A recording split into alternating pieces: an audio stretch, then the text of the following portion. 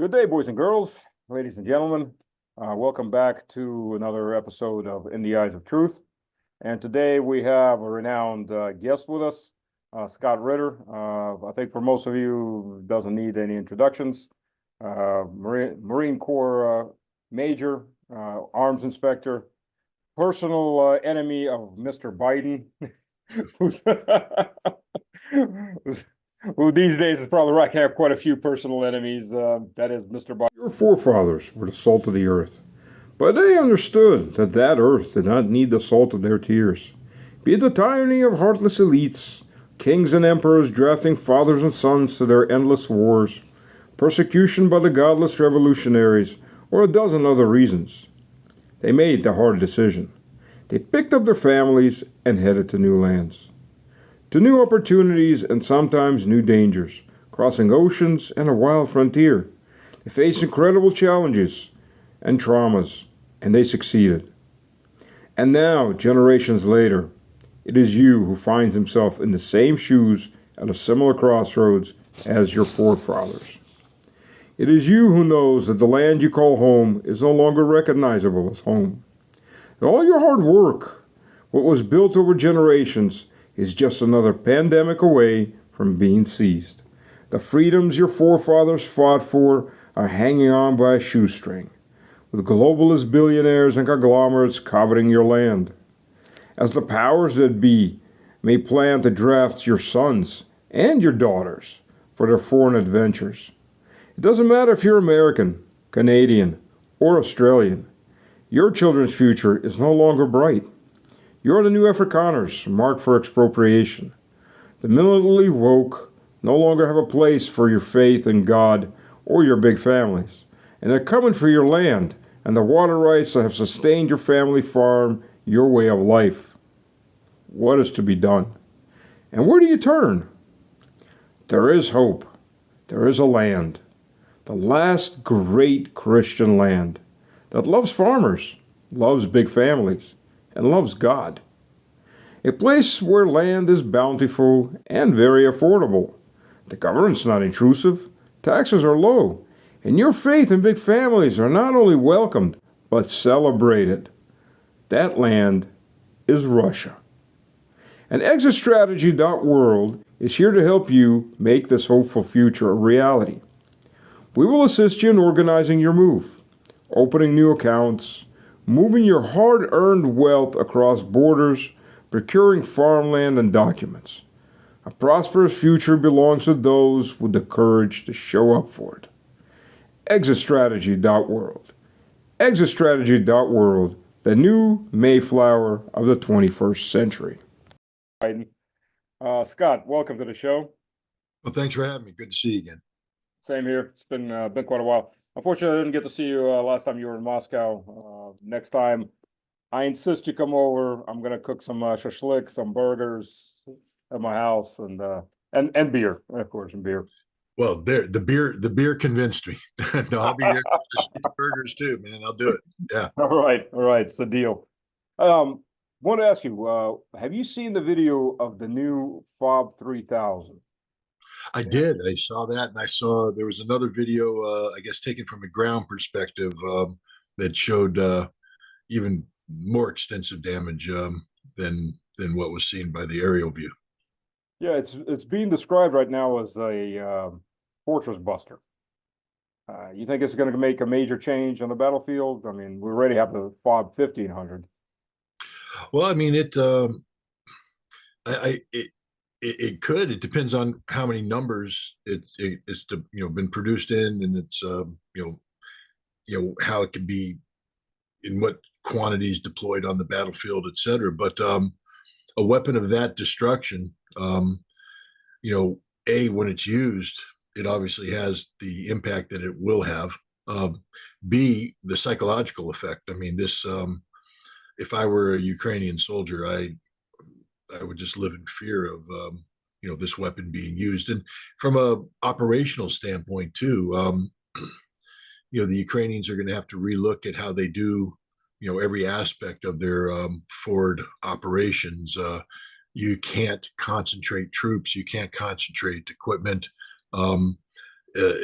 in any quantities, because one of these bombs will literally kill or destroy everything. Do you think this is going to have any kind of break effect on NATO? I mean, NATO keeps talking the big game that they're itching for a fight, and we all know how strong reality NATO is at this moment. I think it may put a break on the last rational. Well, it's difficult to justify from a logical standpoint the rhetoric coming out of NATO, especially from the military. NATO politicians, I understand, because they're an extension of the European political elite and the American political elite, and especially the European political elite, who are looking at the end of NATO. I mean, I think they can see the writing on the wall. This is an alliance that has long since lost its reason to exist. They're trying to come up and fabricate, new justifications. But the fact of the matter is, Russia today is not the Russia of 2022. The Russian army is much larger. It's much better equipped. It's much better trained. It's much better focused. It has a functioning defense industry that's on a wartime footing. And it's literally the best prepared, most experienced, most combat hardened military in the world today. NATO has nothing that can match this, and I think most NATO military leadership understands this. But to acknowledge this would be the kiss of death politically, because then the politicians would have to be honest about the cost that it's going to take to get NATO up to speed. It's prohibitive. NATO simply can't do it. The time that do it, and then ultimately somebody would have to ask the question: is Russia really a threat? Why do we believe that Russia, upon winning the conflict in Ukraine, would continue moving forward? There's no indications that this is indeed the case. Russia is engaged in a cause and effect relationship with the West, where Russia is reacting to provocations by the West, as opposed to Russia provoking the West. So I think politically, the politicians have to maintain this rhetoric. It's irresponsible rhetoric, especially in the nuclear side. What Stoltenberg's been saying on the nuclear side is very disturbing. But from a military standpoint, you can't be a military professional and not know the reality of what's going on. And at some point in time, the military council of NATO will have to step in and say, the gap between the political rhetoric and the military reality is so great that you need to stop talking for a moment, because you're putting us in a very dangerous position where, to quote Top Gun, your ego is biting off more than your body can chew. It's you're writing checks your body can't cash, and that's NATO right now. The politicians are out there posturing, but they're thinking they can get into the ring as a heavyweight, and the fact is they're a poorly trained ultra lightweight, and you don't want to get into the ring with another heavyweight when that's your status. Absolutely. Yeah, and history teaches us quite a bit. I mean, we don't have to go far back in history to look at World War One. Everybody was posturing. Nobody supposedly wanted a war, but everybody was posturing, and everybody got the war to end all wars. Fortunately, it wasn't the war to end all wars, but sure as hell seemed like that at that moment, and yet nobody wanted that war. Yeah, I encourage people to read Barbara Tuchman's outstanding book, The Guns of August. And it tells just that story of this mad rush to a war that nobody wanted, and up until the very end, nobody believed would actually take place. Right. And then suddenly, there you are, with hundreds of thousands of men dead, and no way to stop it. And what nobody talks about too, World War One didn't end. I mean, the official World War One ended. If you look at the amount of wars that continued on over the next 5-10 years, I mean, the whole continent and the surrounding areas were just rocked. I'm not talking just the Russian Civil War, but everything else. The borders were still changing. There's still so much chaos going on. Well, Yeah. after the Kaiser surrendered. Look at the Ottoman Empire. Look Oh at yeah. the Turkish Revolution, the Turco-Greek War. Look at what was going on in the Baltics with the Germans sending troops up to the Baltics. No, it was the continent was in disarray. Um, at the end of the Second World War, that was supposed to be with the advent of the United Nations and mechanisms of that nature, the war that ended all wars. Then, of course, we had the Cold War, which may have been cold between the United States and the Soviet Union, but was hot elsewhere, Oh Vietnam, yeah. Korea. Um, but the fact of the matter is, we are today. I think we have especially in the West, a population that has been lulled into this false sense of complacency, much like the population of Europe in 1914, the summer of 1914, that while there may be a threat out there we call Russia, it's not really going to manifest itself in a way that impacts our daily life. When the reality is, if we have an existential conflict with Russia, it will terminate everybody's daily life. So, Yeah. and I just don't think they've woken up to that reality. I mean, it'd be one thing if the population understood the risks involved and still supported the policy. I would still say that's foolish, but you would say, well, it's an informed decision. I disagree with it, but there's no informed decisions being made today by the population, and therefore we have governments in Europe and in the United States making policy in a vacuum. And that's one thing if you're autocracy or a dictatorship, but if you're a democracy, to make policy that ultimately has life and death decisions over global humanity in a vacuum without fully appraising the citizens what the consequences of this policy will be, so that they may weigh in and say, no, this is insane, let's stop the insanity. It's very problematic right now because the politicians are not serving the greater good. I mean, again, it would be one thing if you could say, well, it goes back to some of the neoconservative fundamental philosophy of the great lie. The great lie is the ignorant masses are too stupid to understand the truth. So if you tell them the truth, it will only confuse them. So we tell the great lie, but it's a good lie. It's a noble lie Right. because we're Right. trying to appease them while we achieve the greater good. But the greater good isn't about anything more than filling the bank accounts of the military-industrial complex of congressmen, of senators. I mean, this is the great plundering of American democracy taking place right now. They're not looking for the well-being of the collective. They're looking for the well-being of this elite few at the top. And the biggest perversion of all is that to continue to enrich these people, America must have war. We've become a nation not only addicted to war, but we can't exist without war. Literally, we can't exist. That if we aren't fighting wars, if we're not posturing for the next war, our economy, our system doesn't work. Yep. And this is, and I say this as an American who loves my country, but this makes us the rabid dog in the community. And I've always said that rabid dogs need to be put down. So if America doesn't heal itself, we shouldn't be shocked when the rest of the world, makes a decision that. And what do you think de-dollarization is? Oh yeah. Oh, yeah. De-dollarization is shooting the rabid dog. The dollar has become poison. It shouldn't have been. It didn't need to be, but it has become poison to the world because of American policies. So you reap what you sow, tragically. Absolutely. Absolutely. And this in its own way, it reminds me, I guess, Rome in the 400s, 500s, with the empires collapsing.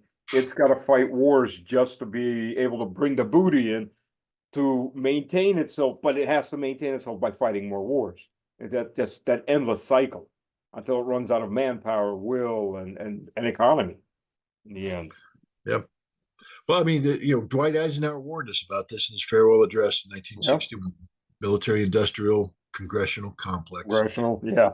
And it's alive and it's well and it's living today. Oh, But again, I'm very frustrated with the American people and their seeming inability or unwillingness, or both, to comprehend what's happening. That they don't see the forest for the trees. They don't recognize the inherent corruption of Congress, and start addressing the reasons why that is, how that can be. We continue to allow outside money into our politics, and to me, that's the ultimate corrupter right there. If we can remove that money, we have a chance to inject fresh ideas, fresh people into the political system. But as long as we've created, we condemn the Iranians here in the United States for having the Guardian Council that does a religious litmus test of anybody who wants to be president. If you want to be president, you got to pass the Guardian Council's litmus test to determine whether or not you possess the sufficient Islamic credentials. We say that's not democratic. Well, in America, we have a different litmus test. Yeah, I know where you're how going. How much money you can put on the table. Yep. It's not about ideas. It's not about your heart. It's not about patriotism. It's how much money can you put on the table. And since nobody, not even Donald Trump, can run on his own, Donald Trump still needs to raise money. Who writes those checks? And the thing is, this money becomes this, not only a litmus test, but this becomes a segment of society that's so far removed from the real people. They're the ones making the decisions. They decide who gets to rise up and get into government. If anybody dares break through that, they either corrupt them or destroy them. But you're not going to have Mr. Smith Goes to Washington, the famous Jimmy Stewart movie. Right. Good movie. I'd love, oh man, I cry in that movie because I'm just sitting there going, that's the way democracy should be. People fighting for the right thing, doing the right thing. There's no one fighting to do the right thing in Washington, D.C. anymore. They're all fighting to put money in their pockets, to raise money for their political parties, to appease their moneyed constituency, not their peopled constituencies. Absolutely. Well, they're fighting to do the right thing, just not for the U.S. Right. But for certain interest groups. And there is a litmus test. There is a religious litmus test. You're wrong a little bit on that. It's not just money. There's a religious litmus test, and it's run by a very specific group of people for one specific lobby. That if you're not supporting them, pretty much your chances are close to zero. Right. I mean, I don't want to get you. Do you work on YouTube? Is that your? Oh, yeah, I do YouTube. All right, too. so we'll avoid. Telegram, yeah, I know. The name that shall not be named because. Yes. Well, I've named it, but they kicked me off of YouTube, so I don't want that to happen to you. So. Yeah, I got used to getting into Facebook jail. That was kind of like a badge of honor. That the moment you said the right word, it was just instant. Instant. 5 minutes, you're banned. Okay, another ban. But yeah, YouTube. No, I'm de-dollarized, of course. Coming out of Russia, they de-dollarized everybody, but it's still a useful platform. So we still use it. Yeah, it's amazing. Actually on that topic is from my father's side, I have some relatives in Israel. And what the interesting is, they came from Russia, liberals. They were all for Ukraine. Oh, it's how horrible Russia is, this and that. And when the casualty rates hit 8,000, like, oh, it's the same thing that you did. Like, no. First of all, out of those 8,000 civilians, the vast majority are Russians being shot and artillery by Ukrainians. Second of all, that was over 2 years, and you did this in 2 weeks, and that number has been picking up and up. And they're all after the terrorist attack. And I still, my views of Hamas is they're a terrorist organization, but the Israelis aren't any better. And after that terrorist attack, which, by the way, the video showed the Israelis were also firing direct line tank fire, 120 millimeter, into those houses. I mean, there's drone footage of that. that came out. They've all, no matter how liberal they are the most bloodthirsty, psychopathic, inclined people now. I mean, they've been so radicalized instantly. Yeah. Well, Amazing. I mean, they will. I think actually Israel has sown the seeds of its own destruction, and I don't see how it can survive in its current posture for another decade. Absolutely. And whether you think that's a good thing or a bad thing doesn't matter. It's a thing. Right. Right.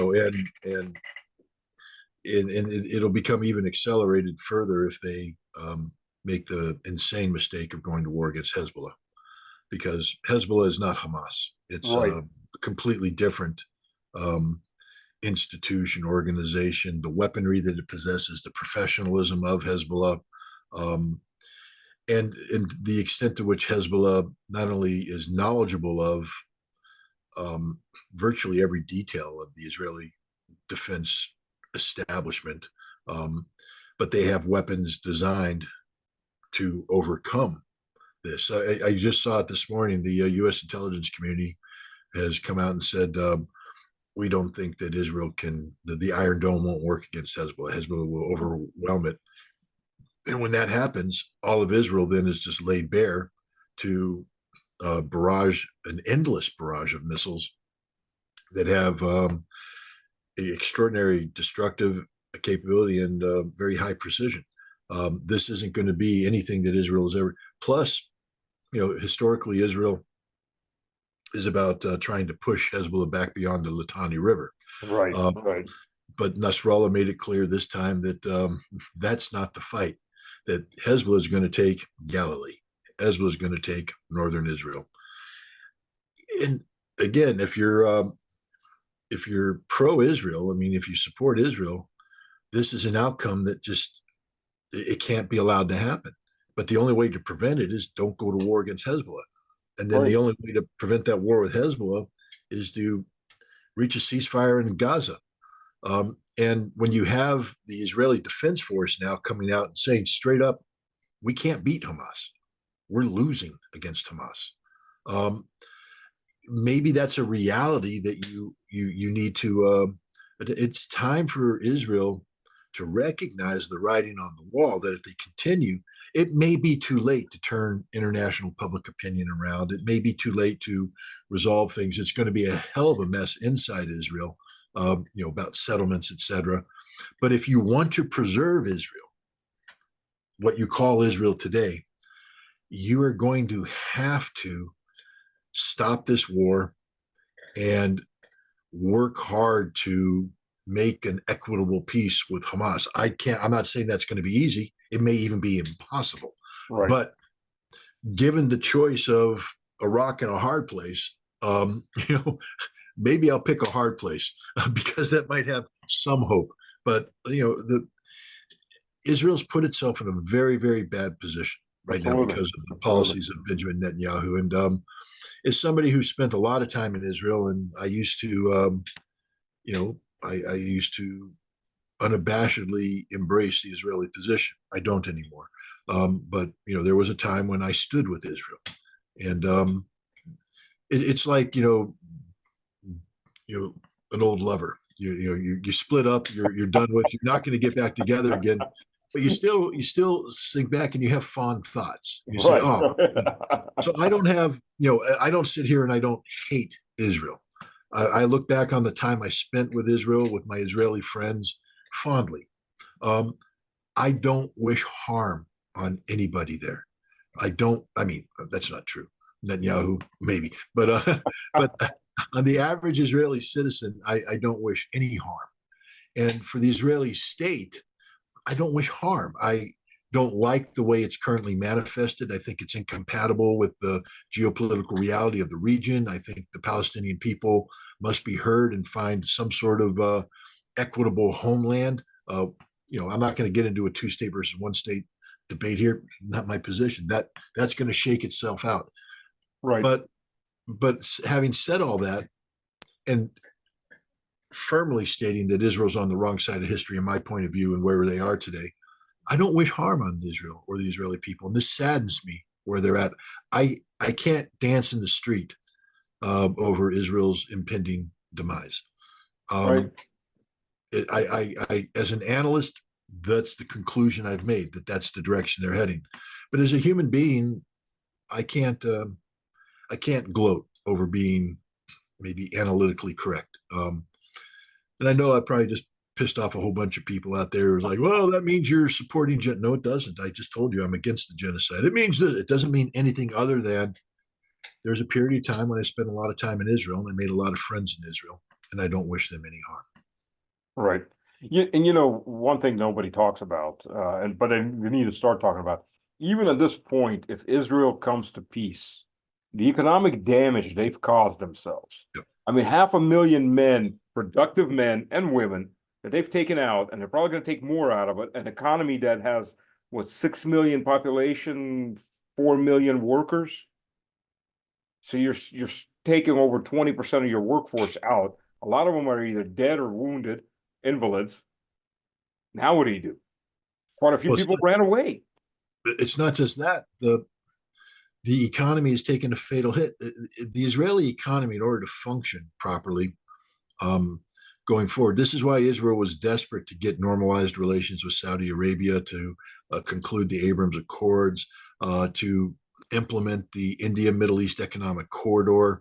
All of this would have given Israel not only economic viability, but economic sustainability. It would have made Israel what it needs to be in order to survive as Israel, the land of milk and honey, a place where Jews can come and establish a home in peace and prosperity.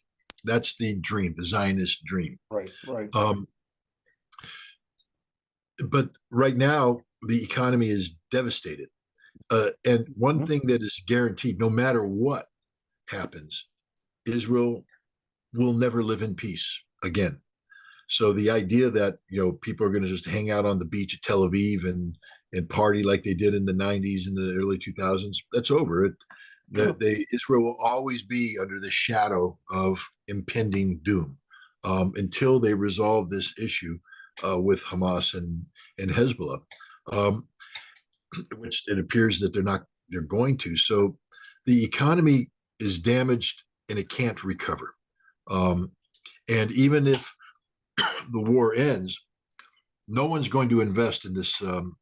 There's political reasons why, because of the genocide accusations, because of the apartheid accusations. And I personally believe they're not just accusations. I believe they're realities. I personally believe that Israel has carried out genocide-like policies, and their policies are apartheid-like. But the bottom line is Israel's lost the international community, and they're not going to be investing. The security situation is deteriorated to the point that it's not going to recover. Israel will never be what it was on October 6th. That will never happen again. And it's only going to get worse for Israel going forward. And then what's going to happen is these millions of Israelis who have dual citizenship are suddenly going to be looking at that other passport and saying, it's time to leave. And that depopulation is what's going to kill Israel. Right. The fact that you could get a significant percentage of Israelis opting out of Israel, and that's the end of Israel. Right. That's the end of it. Yeah. And the young, productive Israelis are going to be the ones first out, opting out, and I already know some of that. But you know what though, what I'm fearful more of anything else is a Samson option. They've already shown that they're more than willing to kill their own the hostages taken. That was the Hannibal doctrine that Netanyahu brought in. So they're willing to kill anybody that gets taken prisoner. And now you've got the Samson option. And if they triggered a big war and they're losing, what are they going to do? This is why I have been advocating for years that the United States must take a leadership position, because we're the only nation that could do it, and compel the Israelis to unilaterally disarm their nuclear arsenal. The South Africans built nuclear weapons back in the 70s and 80s. Oh, I didn't know that. Yep, 14 of them. Huh. They were designed to protect them from communism, but also from black nationalists. It was a white weapon. And when de Klerk realized that history was about to unfold and that it was the end of the apartheid regime, he did not want these nuclear weapons to fall into the hands of a black nationalist government. And so they went to the United Nations and the UN, or to the International Atomic Energy Agency, and declared this program and turned it over, and it was taken away. Now, there was a lot of white, I guess we can, apartheid supporters that were furious over this, that this was the weapon that guaranteed their survival. Da da da da. Look, South Africa today is a completely different country than it was under de Klerk.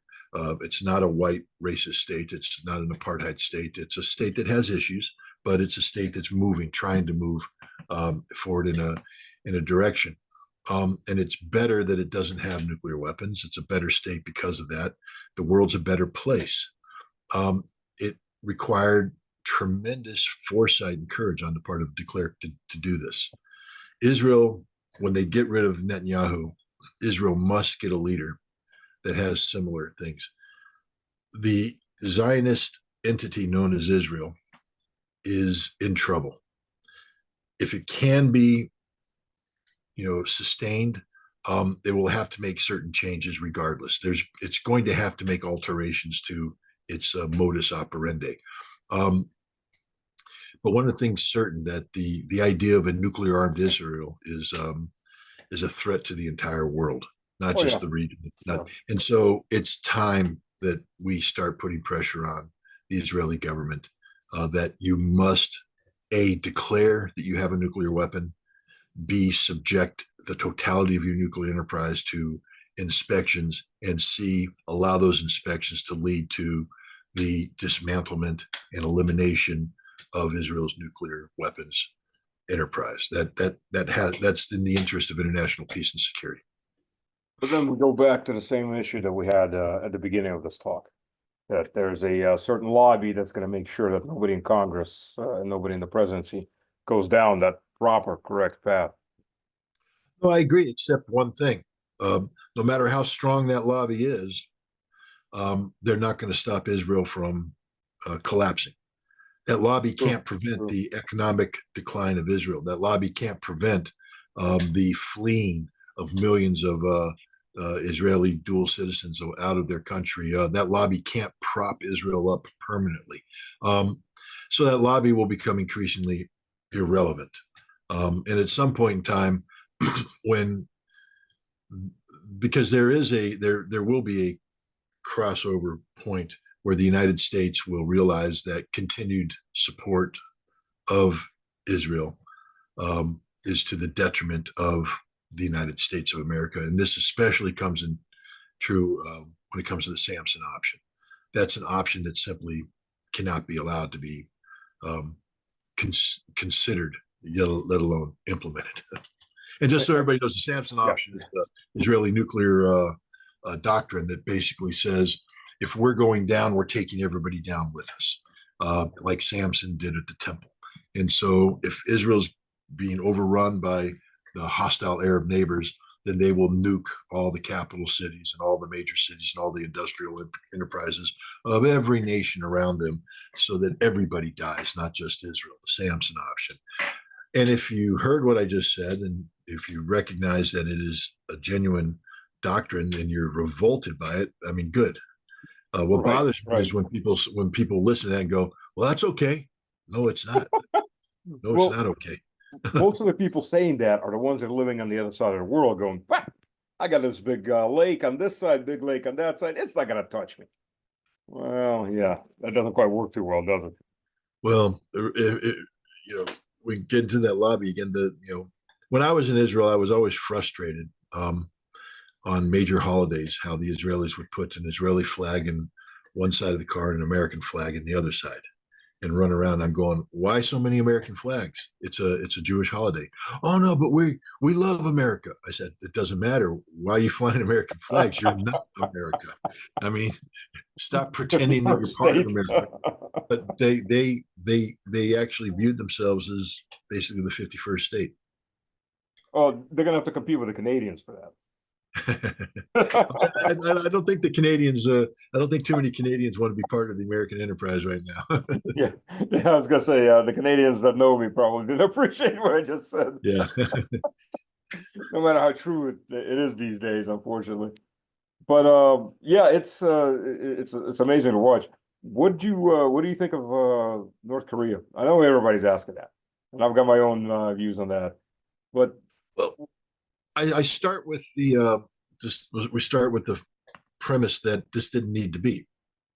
yeah, That 5 years ago, uh, Donald Trump could have been the man that was driving cars through Pyongyang with Kim Jong Un at his side, and we could have eliminated North Korea's nuclear weapons, and we could have created unity on the peninsula, and peace is breaking out all over, and that region would become firmly in the American camp.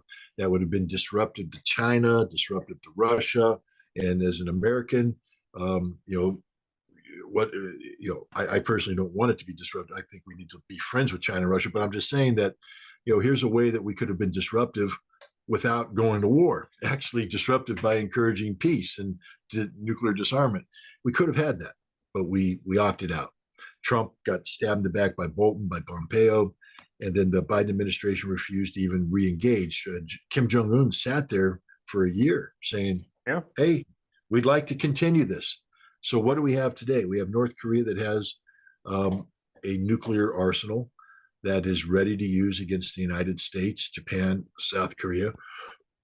North Korea has been isolated in the world by the actions of the United States and its allies. And Russia, too, has been isolated. And Russia and North Korea have made common cause. I think this is a brilliant move by Vladimir Putin. I think what he did was genius, geopolitically genius. He's talking about now, that asymmetric aspect of making Russian weapons available that will, make the United States think twice about attacking North Korea. I think that North Korea is going to benefit greatly from this. I've talked about, if Russia can guarantee North Korea's food supplies, which Russia is in a position to do, yeah, that will liberate the North Korean economy, because right now they have an overwhelming number of people involved in very inefficient agriculture, and agriculture is the Achilles tendon of North Korea. If they can't feed their people, they starve, they can't work. You solve the food problem, then you can get into the industrialization issue. And I just see rapid industrialization. I see integration of North Korea into Russia's economy, and I see North Korea benefiting directly and indirectly from the BRICS phenomenon. While they may not be a BRICS member for years to come, they might as well be, because they're going to be an extension of the Russian economy. And unfortunately, I think I've got to go now. I was gonna say the time's up. Yeah. Unfortunately, right. Scott's got another engagement, so I gotta hold him up. I got to pick up my wife from work.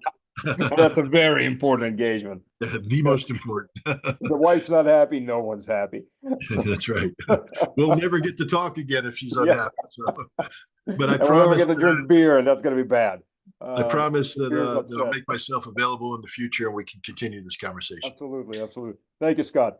All right, Thank you, thanks. everybody, for joining us, and we'll see you on the next one. All right, take care. Cheers. Bye-bye.